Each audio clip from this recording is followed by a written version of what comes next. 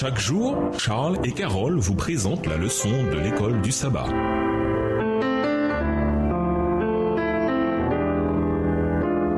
Bienvenue dans votre émission. Dieu nous parle. Nous voilà à la leçon de dimanche. Premières années. Les Écritures nous donnent peu d'informations sur les premières années de Jésus. Cependant, quelques versets nous en parlent, ainsi que du monde dans lequel le Sauveur est entré. Lisons Luc 2, le verset 7 et les versets 22 à 24. Lisons également Lévitique 12, les versets 6 à 8 et Matthieu 2, les versets 1 à 18. Que voyons-nous dans ces versets qui nous donnent une indication du genre de vie que Jésus dut affronter dès le début? Luc 2, les versets 7 et 22 à 24. Et elle enfanta son fils premier-né. Elle l'emmaillota et le coucha dans une crèche, parce qu'il n'y avait pas de place pour eux dans l'hôtellerie. Versets 22 à 24. Et quand les jours de leur purification furent accomplis, selon la loi de Moïse, Joseph et Marie le portèrent à Jérusalem pour le présenter au Seigneur. Suivant ce qui est écrit dans la loi du Seigneur, tout mâle premier-né sera consacré au Seigneur. Et pour offrir en sacrifice 2 tourterelles ou 2 jeunes pigeons, comme cela est prescrit dans la loi du Seigneur. Lévitique 12, versets 6 à 8.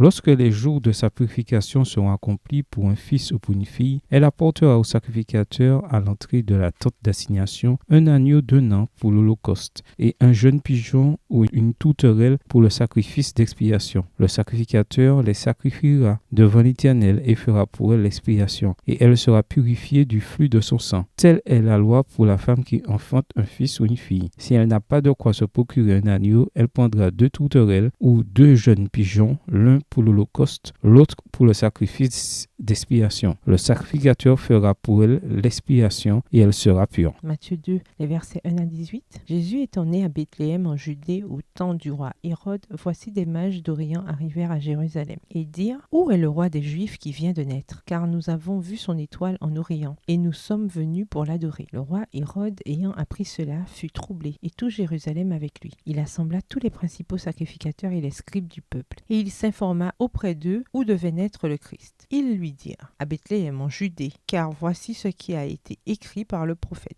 Verset 6. Et toi, Bethléem, terre de Juda, tu n'es certes pas la moindre entre les principales villes de Juda, car de toi sortira un chef qui paîtra Israël, mon peuple. Alors Hérode fit appeler en secret les mages et s'enquit soigneusement auprès d'eux depuis combien de temps l'étoile brillait. Puis il les envoya à Bethléem en disant: Allez et prenez des informations exactes sur le petit enfant. Quand vous l'aurez trouvé, faites-le moi savoir, afin que j'aille aussi moi-même l'adorer. Après avoir entendu le roi, ils partirent, et voici l'étoile qu'ils avaient vue en Orient marchait devant eux jusqu'à ce qu'étant arrivé au-dessus du lieu où était le petit enfant, elle s'arrêta. Quand ils aperçurent l'étoile, ils furent saisis d'une très grande joie. Verset 11. Ils entrèrent dans la maison, virent le petit enfant avec Marie, sa mère, se prosternèrent et l'adorèrent. Ils ouvrirent ensuite leur trésor et lui offrirent en présent de l'or, de l'encens et de la myrrhe. Puis, divinement avertis en songe de ne pas retourner vers Hérode, ils regagnèrent leur pays par un autre chemin. Lorsqu'ils furent partis, voici un ange du Seigneur apparut en songe à Joseph et dit: Lève-toi, prends le petit enfant et sa mère, fuis en Égypte et reste-y jusqu'à ce que je te parle, car Hérode cherchera le petit enfant pour le faire périr. Joseph se leva, prit de nuit le petit enfant et sa mère et se retira en Égypte.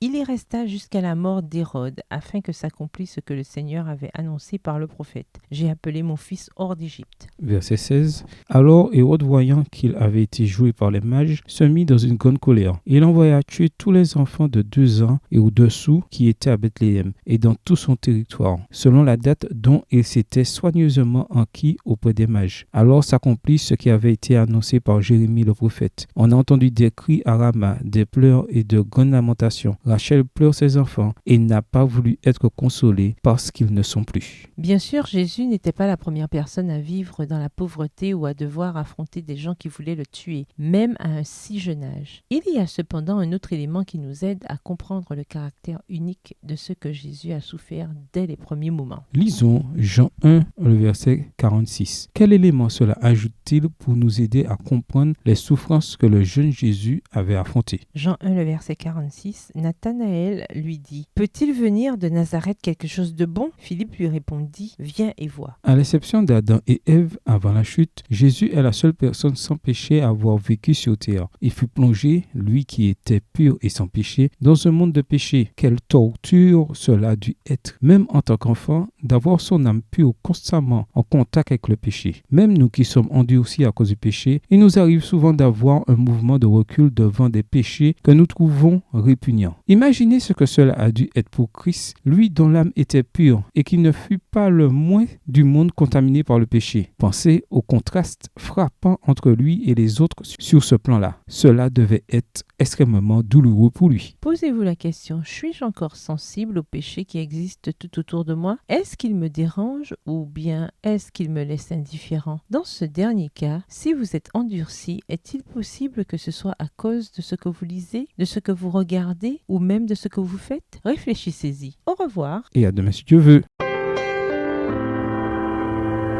Dieu nous parle. Chaque jour, Charles et Carole vous présentent la leçon de l'école du sabbat.